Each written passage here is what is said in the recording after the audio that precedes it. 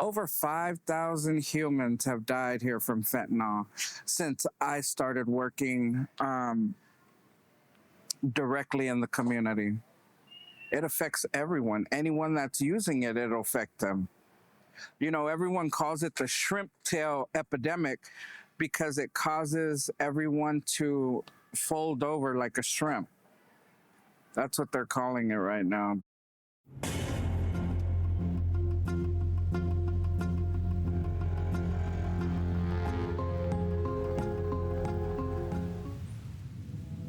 San Francisco is celebrated for its breathtaking beauty, a testament to its resilience as described by the Visitors Bureau. Amidst the vibrant skyscrapers and bustling streets, the city boasts diverse open spaces and eclectic cuisine, embodying a community that prospers despite challenges. A neighborhood like the Tenderloin District south of Market is grappling with a profound drug crisis. Yet this adversity presents a transformative opportunity for residents to unite and drive positive change, inspiring growth, renewal, and the discovery of inner strength. Here in the Tenderloin District, a decades-long struggle with addiction is blossoming into a triumphant journey of hope and renewal. As community-led initiatives and harm reduction strategies are being implemented to address the ongoing impact of substance abuse, which has been exacerbated by the shift from heroin to fentanyl. As a result of its profitability, illicit fentanyl is being manufactured by Honduran criminal organizations in makeshift facilities, where they are developing recipes and producing a synthetic final product with inconsistent quality. Consumers report that fentanyl is available in various varieties. It's easy to empathize with addicts when we realize that fentanyl has become a harsh reality in downtown San Francisco's Tenderloin District area. Police arrest nearly 100 people in the Tenderloin. San Francisco is trying to get rid of the drug. Tonight in the fight against fentanyl in San Francisco. Tenderloin residents. The Tenderloin. It's Tenderloin neighborhood. San Francisco's Tenderloin. With fentanyl. In the Tenderloin. Today, the Tenderloin. 3 people shot in the city's Tenderloin neighborhood. We have to have a healthy fear of consequences in San Francisco. Of all the that has destroyed our city.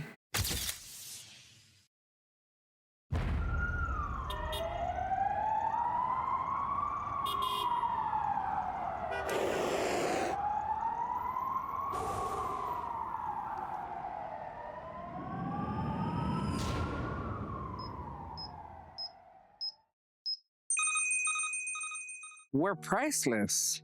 You know, there's no price tag on us. So a life is a life. That's someone's daughter, someone's son, you know, someone's father, someone's mother. I mean, if I was out there like that, I would want someone to try to save me. So it's just respect and compassion and empathy for the soul that's still suffering. Because I too was once out there, just not on fentanyl. You know, I had my own demon I was fighting, but, you know, someone believed in me, so I want to believe in them. Fentanyl is now sweeping through North America at an alarming rate since it hit the streets. But we can make a profound difference by raising awareness that drug overdose has become the leading cause of death for those under 35. And it's truly heartbreaking to find anyone in the Tenderloin who hasn't lost a loved one. Yet it's incredibly inspiring to see how strong and resilient the community has become in the face of adversity. Once you got housing, you can do counseling, you can do whatever the fuck you want. But that person's away from everything, and they can lock themselves in their apartment for 3-4 days and kick. Because that's all it is. 3-4 days, you kick it. The jumping spiders, the puking, the shitting on yourself, it can all be over, and you don't have to be embarrassed. You can take care of it right there in your house, right? Most of the people that are here from LA, that's how they got here, is because they got out of prison from doing. Well, the prison people don't need to stop coming here. The life sentence, but they can't go back home. You got a convicted killer right here. I got out 7 months ago, who looks at this world and says, what the happened to this world, man?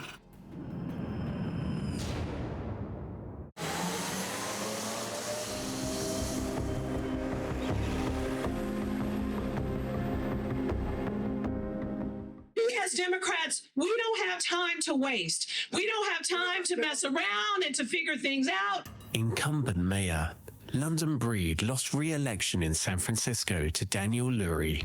I have not seen now one politician walk down here and see what's really going on. They sit behind the desk in the office and go by the numbers instead of getting out here seeing what's really going on. They want to get rid of urban alchemy. Get rid of urban alchemy, I guarantee you this city is going to become really, really bad in chaos because the police ain't doing shit. They worse than the people they put in the back seat. Some of them need to be in jail their damn self. Fentanyl's most insidious effect is the resilience it inspires in its victims, who, even as it devastates their community, find the courage to seek support and hold on to hope for a better future. In the hardest hit neighborhood, the Tenderloin District, the very individuals in the midst of its grip are spearheading a truly heroic comeback. As mayor, I've learned that you can't solve what you can't see. And one of the greatest challenges we face is the dual crisis of homelessness and drug addiction.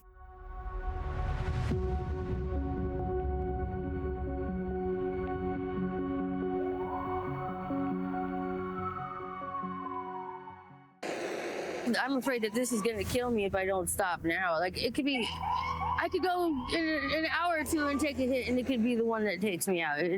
Nobody ever knows. The newly elected mayor has also established innovative triage centers, including a highly successful location on 6th Street in downtown San Francisco. The Triage Center on 6th Street offers a beacon of hope with housing services, food, clothing, refreshments, and rehabilitation services, empowering addicts and homeless individuals to rise above their challenges and unlock a brighter future. I work in a homeless shelter.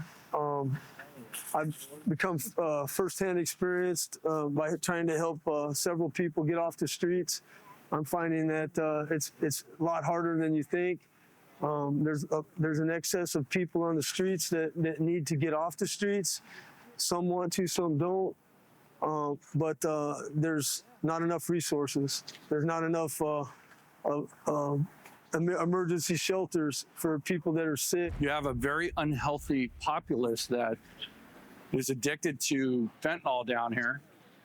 And how are you? And the reality is most of their decisions are based around trying to feed that addiction. So at the end of the day, hey, the police have a skill set. The police have a toolbox, and the tools that the police have are very different than the tools that maybe public health has or other services have. So if you rely on the police department to solve this problem, then I'm going to have to use the tools that I have available to me. At the end of the day, though, the reality is if you can get folks healthy, you will eliminate most of the issues that we're trying to address. Inside this harm reduction center, a beacon of hope dispenses clean injection equipment to locals through a hole in the wall, empowering them to take control of their health and prevent overdoses and the transmission of blood-borne viruses like hepatitis and HIV. Operating 5 days a week and distributing approximately 100,000 syringes monthly. There's staff on a hot team response unit working in shifts to heroically reverse street overdoses. I'm an addict. Yes, I have a diagnosed brain disorder, which is what addiction is, classified by the American Medical Association. But that's boring. I'd rather talk about the addict community here, specifically in San Francisco. When I say I've been all over the world, I've been all over the world. I've used drugs in probably every continent, and I have never seen a community of addicts that a local government goes out of its way to excessively abuse and use for their local politics. And it's really disheartening, and it's sad. I started using when I was 15. Yeah, when I was really young. I got into it with my other boyfriend, and it's just been really hard, you know what I mean? Been trying to quit, been trying to go to rehab and stuff. But I don't know. Code Tenderloin, urban alchemy and community ambassadors are transforming alleyways into harbingers of hope, providing vital medical interventions and leveraging the efficacy of naloxone, a fentanyl antidote commonly known by its brand name Narcan. Okay. Forget that shit was funny. It's not funny to us. The ambulance coming anyway. They're gonna check you out. Okay, thank you. She's wide awoke and she's smiling and she's taking. Oh, good. Look at the Civic Center, how clean that was. That used to be infested, bro. You know what I'm saying? So a person can't tell me that there's nothing they can do about it. All they gotta do is get the right people to put it in the right place, man.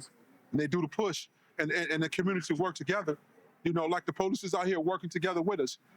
This is how it's gonna work, man. You know what I'm saying? But they also need to open up more spaces for people to go in to get resources in, you know? The city of San Francisco has allocated millions of dollars to combat the crisis.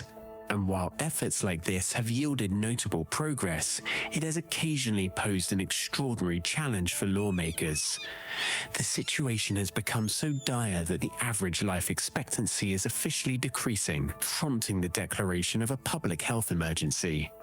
Nevertheless, the city is rising to the challenge with determination and resilience to reverse the trend and create a brighter future. This has led to a profound distrust among community members here towards those in authority. 75% of all 911 calls in the Tenderloin District originate from these 5 blocks south of Market. Despite lingering negative perceptions, the police assert that their approach is guided by pragmatism. And it is indeed evident that public drug use occurs openly in their presence. It takes just this, what we're doing right now, people that care about hearing about it. Somebody that does not judge you before you say that you have a fentanyl problem. It was always an opium problem. I already liked it, relaxers. When I was a child, I liked pop pills, Vicodins and stuff, Dans.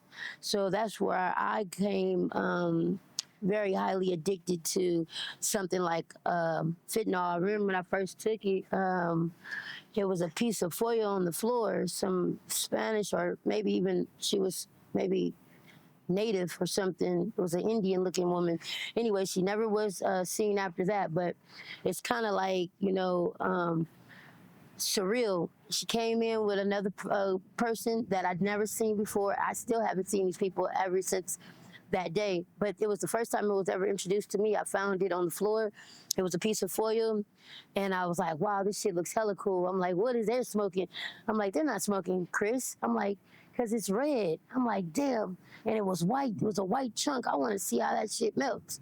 It was kind of like that cocaine era when people say that when they first found out about cocaine, it kind of reminded me of that, because fentanyl kind of had the same kind of effects upon my mind that people had described how cocaine had on theirs. Me, I'd rather smoke pot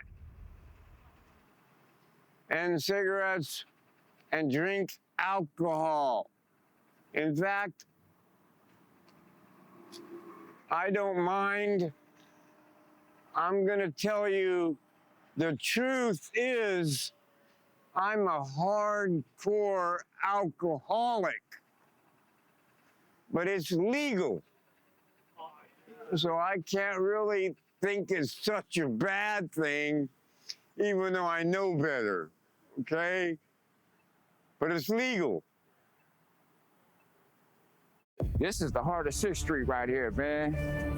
The heart of 6th Street, where everybody come, you want to let go and don't give a damn and don't care no more, and it is what it is, you know what I'm saying? It's the heart of it right here, man. 6th Street is the mecca of it, man. The sadness of the sadness, unfortunately. San Francisco is experiencing its lowest homelessness rate on record, accompanied by growing hardship of addiction. Homeless individuals have congregated on a concrete sidewalk across the street, which is plagued by the unpleasant odor of feces and urine. Although the conditions are brutal, they feel compelled to form a temporary community due to a lack of alternative options. For many individuals in this area, drugs serve as their primary means of solace, and instances of overdose are frequently observed. Frisco's been good, man. A lot of opportunity, but a lot of heartaches, man. I came out here, I want to say about a year ago, on some wrong stuff I was doing. I got involved with some wrong people, and I decided to let go. So I decided to change my life. I went into rehab, and I changed my life, but I ended up relapsing again. You know, a little bump in the road. But, you know, now I'm going to get back on track, do what I got to do, you know? Fentanyl has left this, like a mark in here in San Francisco's history. Fentanyl will be remembered, unfortunately. It's just affected it so much. Even if they clean up the streets, it's still gonna be known for, oh, that's the city where the fentanyl happened, you know?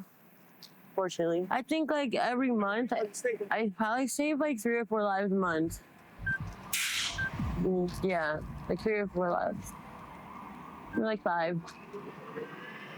A lot. Oh shit. So it's kind of like what goes around comes around. So like if y'all ever see me like on the concrete, please, and I'm not moving or breathing, please check, because I want to live. And most of the time they've been grateful being revived. Like they don't want to die, you know. So I don't want to die either. That's why.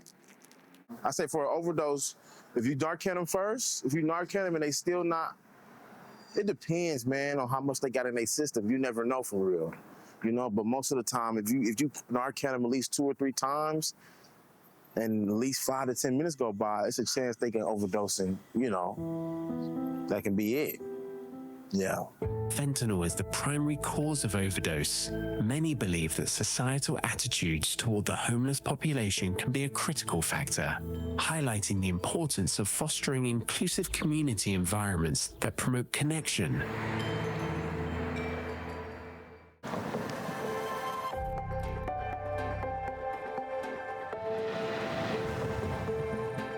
San Francisco is a prosperous city surrounded by luxury real estate.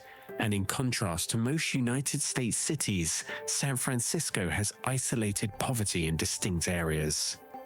As the city experiences gentrification, residents are progressively displaced, and the area formerly spanning 5 square blocks is now reduced to 2 or 3 square blocks, with many residents grappling with daily substance dependency. Daniel Lurie's a billionaire. Maryland and Breed was trying to get there by using the city. Now, that's neither here nor there. So what I'm saying is this. She didn't clean up San Francisco like she was promising. We still had so much dope, smoke, everything. We had everything that was bad on these streets. Was she trying to clean it up? She say so. I don't know. But I could tell you this. Daniel Lurie, whom I canvassed for, I worked for, everything he's saying, he's doing. Cleaning up 6th Street, combating the war on opiates, combating the war on fentanyl. Daniel Lurie's getting it in. So that's the difference between London Breed and Daniel Lurie. 6th Street at nighttime was a mess. Daniel Lurie took over, became the mayor. Now, 6th Street at night is full of police. Sending all these people that are on parole and have to live in a parole place and you know, an on-site place because they're on parole. They live at like on 211 or whatever it's called. Yeah, no, 111. I mean, you know what I'm talking about. Yeah. So sending people. Taylor, 101 yeah, Taylor. 101 Taylor. Why send them here? Send them to Texas. You know, I mean, I don't think they should be allowed to come here. This city has enough problems. So sending all these people that have done 30 years for murder, coming out of prison, they can't even adjust. This is too much to adjust to when you've been in prison for a long time. Yeah. I'd be like, whoa, it's too much. Redemption. Watch that movie. Yeah, no, I'd rather not. I did once. But so here's what I would like to do. I think the city has a chance, and I think that I want to say his last name, but I don't know it, so I'm not going to embarrass myself because my speech is slurred and impaired. But I'll say that I think that the new mayor is doing a great job for as little time as he's been in here. He's really cleaned it up, and I even have to watch my P's and Q's because I'm not special. I'll go down just like everybody else. But with that being said, I think I'm going to let him clean it up, and I'm going to run for mayor when he's not a mayor anymore. Donald Trump need to come down here and do a mass deportation, strip San Francisco of all federal fundings, make it go bankrupt until they get rid of that sanctuary policy, because they protecting murderers and drug dealers, which is Hondurans. When they get caught selling drugs, they hide behind a policy that's passed by the board of supervisors. They come on and stand on 6th and Stevenson in front of the Golden Market and sell drugs, a deadly poison drug called fentanyl. And the police won't do nothing to them, but they'll harass a black person. They harass me. They harass black people, but they let the Hondurans sell drugs. Now, I want the people to help me make sense of that. Maybe we need to put a little bit more effort on the front and not the back. Reality is people make their money treating the problem. Simplest analogy for that. We talk about housing people. Housing people does not prevent people from becoming homeless in the first place. Many people that end up in this lifestyle come from very good families. And somewhere in that beginning, something broke down, something was not working that might have moved them in the direction of getting involved in drugs, going down this path that has led them to living on the street. Okay? Housing that person does not prevent the next person from becoming, homeless. Beneath San Francisco's gleaming facade of innovation lies a starkly different narrative, one of desperation and lost mere blocks from tech giants. The city's sidewalks double as morgues, benches bear the weight of forgotten lives, and alleyways echo with fentanyl's deadly presence. This isn't just a housing issue, it's a city crumbling from within. The stories that follow are warnings, but not just numbers. The city of San Francisco anticipates allocating nearly $1 billion each year to combat homelessness. However, the streets continue to experience increased tension, more frequent sirens, and a surge in evictions, with rent prices averaging $4,000 for a $600 monthly dwelling. A crisis of significant proportions is not visible in city hall meetings, nor does it identify itself with a NAMA tag or patiently wait in line for a shelter bed. I personally haven't OD'd, but my sister has a couple times, probably about 10 times. And a couple other of my friends have actually died from the fentanyl, being in the crystal meth. And yeah, I've tested it, they are putting the fentanyl in the crystal meth and the cocaine. I've tested it and found out that, yeah, they are. They do that to addict people to make more money, obviously. I've been homeless now for about 2 years, ever since my house burned down. But me and my girlfriend came out here and our car broke down and it's sitting on the side of the road. I'm trying to fix it now, so that's how it happened, basically. The real is, if you want it to be good, it's good. If you want it to be bad, it's gonna be bad, Everybody knows that, especially in the Tenderloin. Like, you can't come here thinking that it's all good and go looking for the bad, Honestly, like if you want to do good, it's good here. My baby girl is gone. She got killed last week. 3 different drugs. But at the end of the day, she's in a better place than that place. But this place is getting better to a certain parts of the city, but it's getting worse in the other part of the city. So my opinion is, if y'all really want to do something and do the right thing on some real shit, though, that fentanyl's got to go. When I come out of my house, sometimes it's a whole bunch, like 20, 30 people right there by my door in the front of my building, smoking dope, smoking fentanyl, or to try not to inhale the fumes, because if I inhale it and then I'm very sick, and he has to take me to the hospital at 2 in the morning because I have trouble breathing. What I love about San Francisco, it's very welcoming to everybody from anywhere in the world, different types of people from different walks of life. Right now, I would say the cons would be mainly maybe within the immediate downtown area, maybe the cleanliness, and I feel like not enough resources for like mental health and maybe dual diagnosis people. If fentanyl is the primary cause of overdose, many believe that societal attitudes toward the homeless population can be a critical factor, highlighting the importance of fostering inclusive community environments that promote connection, support, and understanding. The detrimental impact of homelessness and addiction is unmistakable in this area, but the community's resilience and humanity shine through. Amidst an environment characterized by extensive intoxication, a somber consideration arises: how many lives have been spared as a direct result of naloxone? Upon the arrival of a new day, substantial crowds of individuals coping with addiction assemble to openly use substances on Jesse Street, Stevenson Street, and Mission Street.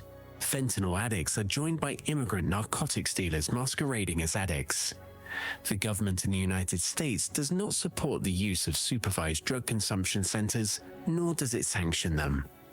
Across the world, there are over 100 such centers, and none have reported an overdose death.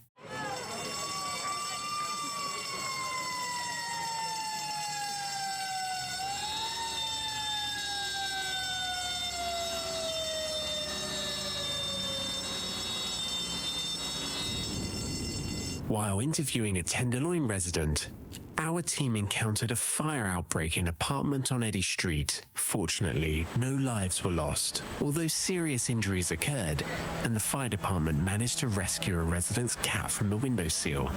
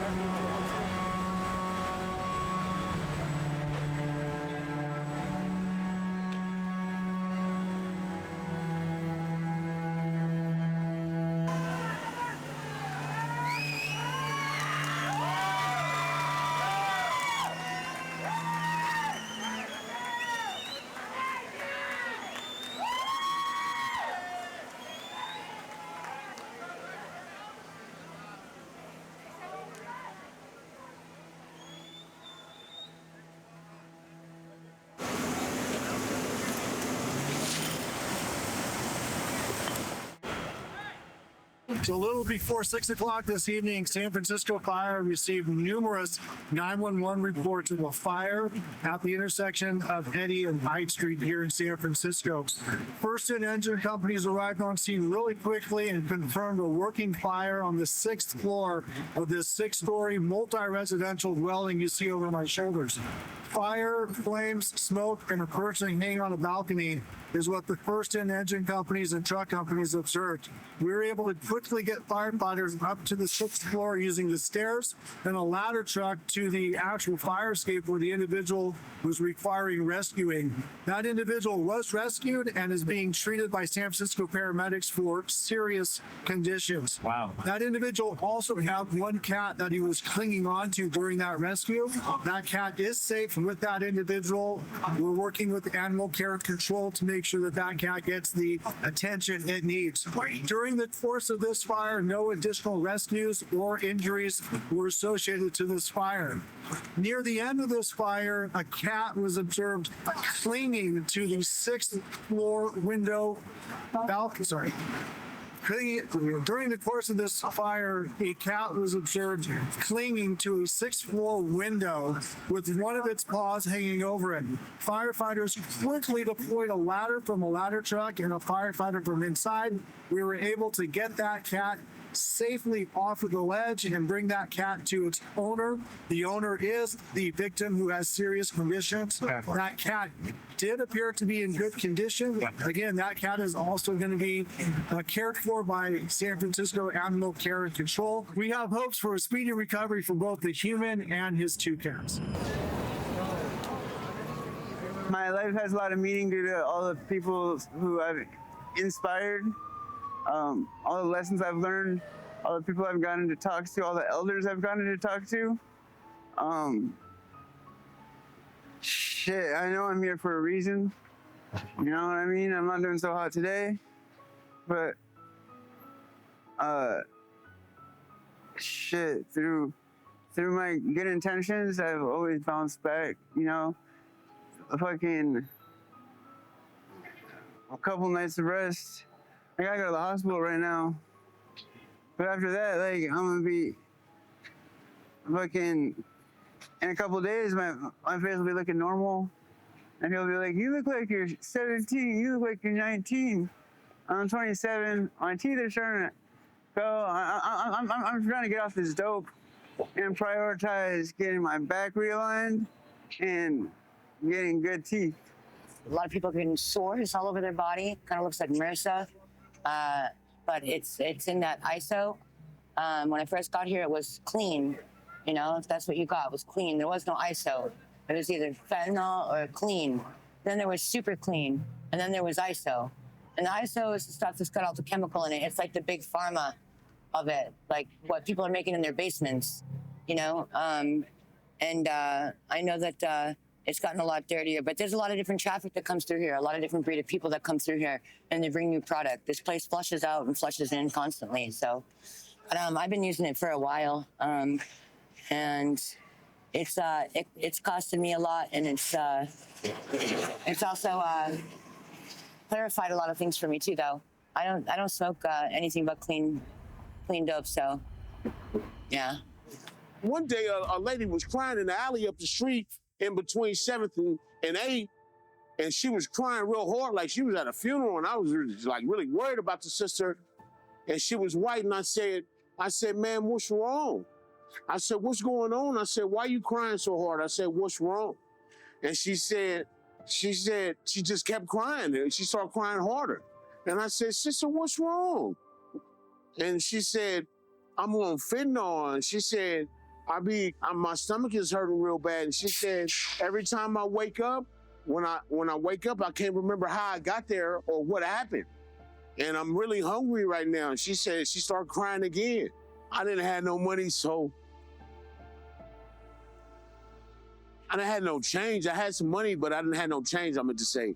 So I went to like 3 or 4 different places. They wouldn't give me no change. And the last place I went to, they wouldn't give me no change. And the dude who came in, I was telling him, please, it's an emergency. Can you please give me some change?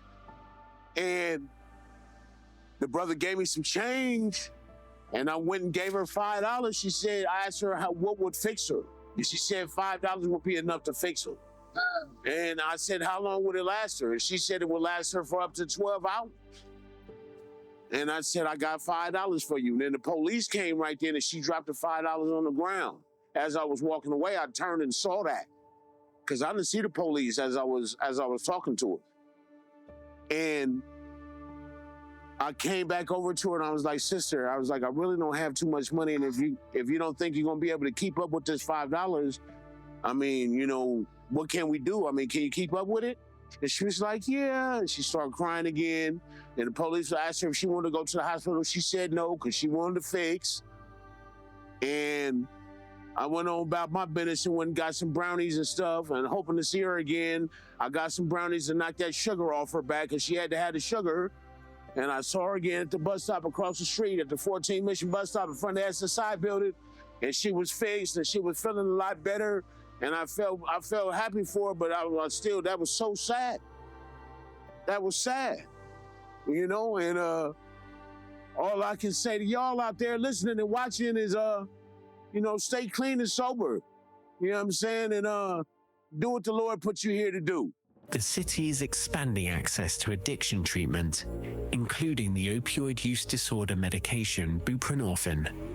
The DOP project trains individuals and distributes naloxone, which can reverse opioid overdoses. San Francisco has added residential treatment beds and expanded outpatient services with help of new Mayor-elect Daniel Lurie. After expanding treatment, the city saw a temporary decline in overdose deaths. However, officials noted the problem's underlying causes, including addiction, mental illness, and homelessness, still need to be addressed urgently. I messed with this guy I've known for years down here, and pretty much he was already on heroin and fentanyl and shooting up and already been through the game and down here for years, denied. And he introduced me to fentanyl, and I didn't know that it make you sick, whatever. He didn't tell me to make you sick. And one day he wasn't around, and I started feeling weird. And I know what was wrong with me. And that's when one of my folks told me, like, you dope sick, whatever. I'm like, what is dope sick? Like, dope sick of what? Like, of opiates. Like, you dope sick. It don't even feel like that. And so I realized that he ain't got me hooked to opiates, whatever. And it changed my life tremendously. I was a CNA phlebotomist. I was doing my thing, living with my pops, living in the same house for like 20 years. And became homeless. Pops ended up dying last year. It's all went downhill from there. Like, and nothing that ever since I got on fentanyl at all. I've been trying for the past like month or two to get off. Cause it's nothing good for me. They're putting shit in there now that make you have different sores on your legs and wounds and make you sick. It's not good.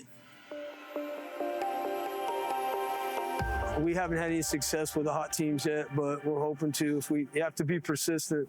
And some people aren't able to be persistent. They can't travel much. They're physically incapacitated. They're mentally ill. There should be like a mental hospital open or something, but apparently there's not. I know we're in a budget crisis, but it would be nice if someone could step up and focus on the elderly and the mentally ill.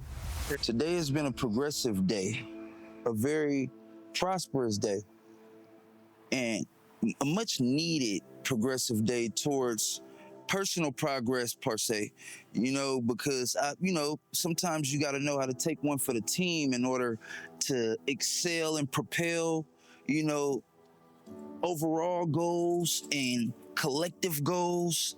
We don't desire to, but sometimes we got to know how to step to the side, not step back.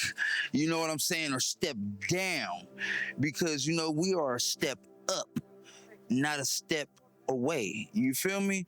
And that's a whole lot without saying we just ain't a step off. You know what I'm saying? So just like they say, oh man, people be looking for handouts. Now I say a handout ain't a hand up, but a hand up ain't a handout. So receive a hand up. You never know. You gonna need a hand, and a helping hand ain't a hurting one. So, you never know. You might want to receive that instead of turning it down. My name is Lamar Mack, man, from Richmond, California, bro. I'm gonna keep it all the way honest, bro. When I first got this job, bro, I just was I was on some old paycheck shit. You know what I mean? But as you go years and years and looking at the situation of people and looking at the community structure and how it is, bro, it strikes a nerve to you to where now it's not a job, it's your duty to try to get shit better. You know what I mean? To try to make shit right. You know what I mean? You ain't gonna make everything right, but your little piece do cause a wave for motherfuckers to follow. You know what I mean? Because I just came for a check, but to be honest with you, back when I first came, bro, now it's more like, you know what I mean? I'm out here for my 8 hours. This is my community too, bro. I might come out here on a Thursday or Friday when I'm off, bro, with my daughter. You know what I'm saying? In the trend I laid down from Saturday to Thursday, it's gonna set forth. Because now when I bring my daughter out here, she ain't gotta see that shit from what I've been doing for the community. You know what I mean? Opposed to just not doing nothing, letting them do what they do, get high in front of people, businesses, establishments, sleeping right here, paying $3,500 to rent out this space to cook food, so they can't even get in to get a burger. Kids walking down the street for school, they shouldn't be seeing no foil, they shouldn't be asking their mama why he got that pipe in his hand and all that like that. So, it's a little bit of everything, bro. As of August 26th, 2025, 412 accidental overdose deaths have occurred in San Francisco so far in 2025, according to the Medical Examiner's Office. After a record high in 2023, the city saw a decline in 2024, but deaths have increased again in 2025. What we're not seeing is we're housing a lot of people way more than we did 10 years ago. But it don't look like it because for every 10 people we house, we get 80 people coming in the next day. So those numbers are just increasing and increasing. And people forget about the 10 people that we did house. But as far as street conditions, our streets are dirtier because there are a lot more people. There are 3 times as many people. there's a lot of open air drug use, and that's because the city made a mandate to take the tents away. When the tent, not that I'm advocating for tents, but when the tents were here, people were using in their privacy. And you didn't see it. You didn't see the needles. You didn't see the foil. You didn't see the pipes, the hooters and all that. Now, because they have outlawed tents, you're seeing everything. It's almost like I go to your house and I take your walls down and you're in the shower. You know, and I want to say, well, you're a streaker. No, you're just in your house and I took your walls away. Now you can't do the things I can do in my house in privacy. So we've taken their privacy away. If we're going to take tents away from people, we need to house them instead of leaving them out there laying on a blanket all night. So I came here just to buy a sack of drugs, of fentanyl. I don't even know if I say it right. Fentanyl. I came here just to buy a bag and go home, but I liked it here so much that I stayed. I moved here the same day that first day that I got here. I haven't left ever since. There's not a lot of people that care. There's not. You know, because when I walked around in 2021 asking a bunch of the unhoused folks what caused them to get on fentanyl, like they're, you know, why they're on it so tough, they said it started off as a sports injury in high school. So then they were on pain medicine, and then they no longer had the prescription. So then they just ventured outside, and that's when they got, because fentanyl's cheap. And they, you know, a lot of the young people said that they can stay high all day off of $5. Off of $5. So, you know, that's the sad thing. Residents of the Tenderloin have reported persistent bad odors due to a severe public sanitation crisis stemming from widespread homelessness, drug use, and insufficient public services. The odors are primarily caused by human waste, garbage, and other refuse. Key factors include widespread public defecation and urination, with reports describing sidewalks covered in human feces and urine. One resident noted you're walking and you smell it and you have to hold your breath. A New York Times article called One Tenderloin Block the dirtiest block in San Francisco due to the overwhelming presence of human waste. Homelessness and inadequate public toilets, despite programs like the Pit Stop, mean the number of unhoused people far exceeds available restroom facilities. Many public restrooms were also closed, exacerbating the problem. Piles of trash and discarded materials accumulate on the streets, and cleanup workers regularly remove large amounts of waste, but the problem returns quickly.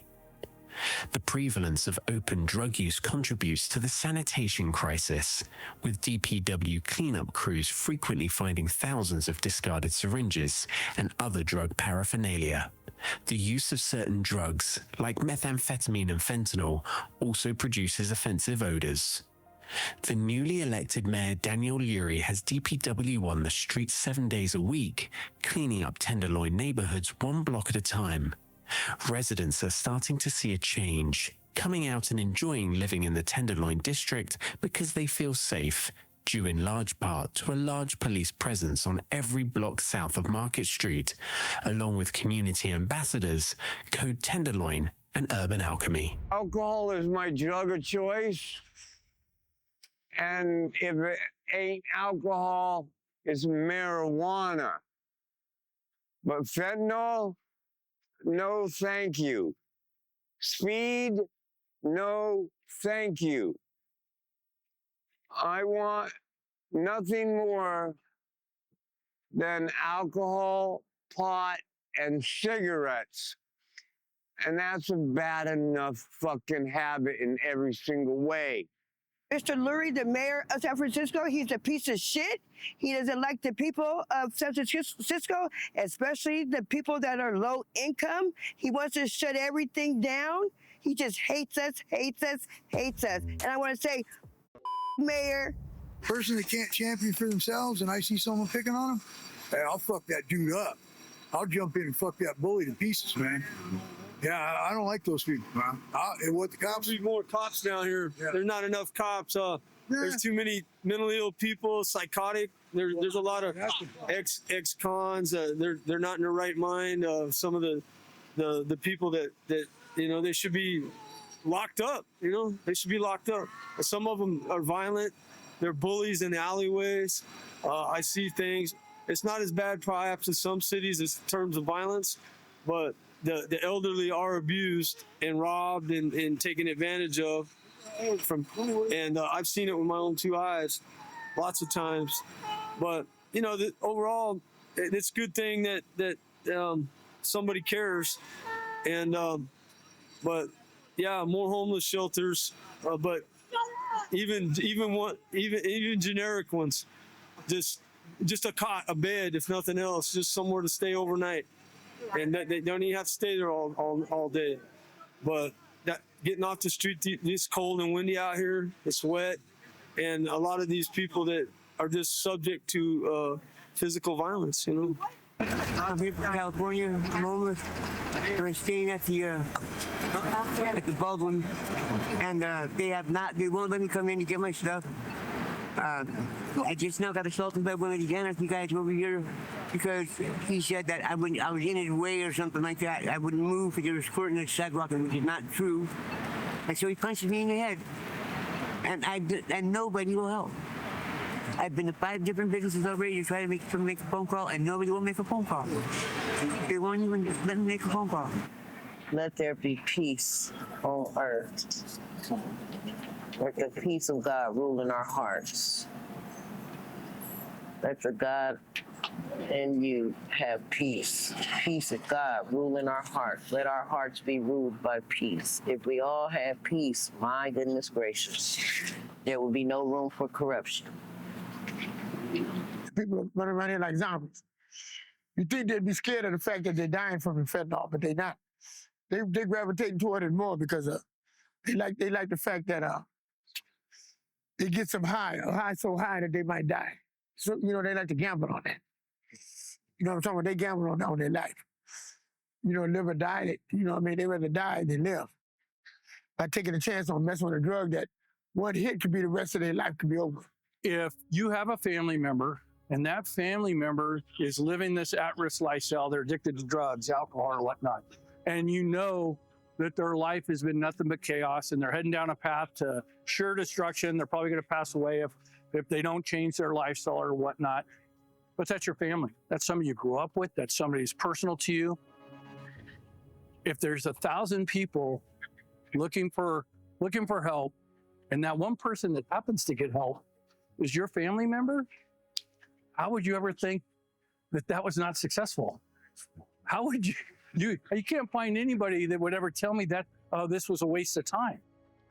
Well, as you come out here and you start connecting to people, you're vested in it. You're vested in their outcome. It's been a little challenging getting adapted here, but I got to say there's some learning lessons to it, and I'm really quite appreciative of where he's leading me. The challenges are sometimes you end up really quite cold. I've had a lot of cold nights. I think that's probably the hardest one for me is that sometimes I'm at a bus stop and I'm freezing to death, and that one's a little bit quite terrifying if you go through it enough and you're not warm enough. And I think the other one is if you're just kind of malnourished, having to navigate from one place to the other by foot. Maybe St. Anthony's has food, but you just can't get there that day you're sick. And you really kind of want to roam on Polk Street, or I think it's on Gold Gate, but they can meet. You kind of want to get there, but feet won't make it. Your feet won't get you there today. And so sometimes the challenges are, one of the biggest challenges for me are, I think, getting some drink, having enough water in my system and enough food in my system. Because sometimes you can go a day or two without food or water, more or less food. But sometimes at nighttime, the library will be closed, or you'll be over at maybe Justice Square Plaza or Yerba Buena Park. And if you don't get the water in time, that's pretty painful.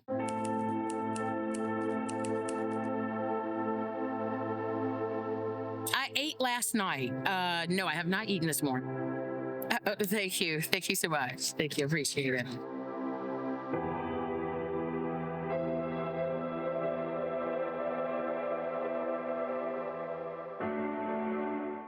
residents of the Tenderloin District are relieved to find the streets clean, no longer encountering human and animal feces and urine on the sidewalks.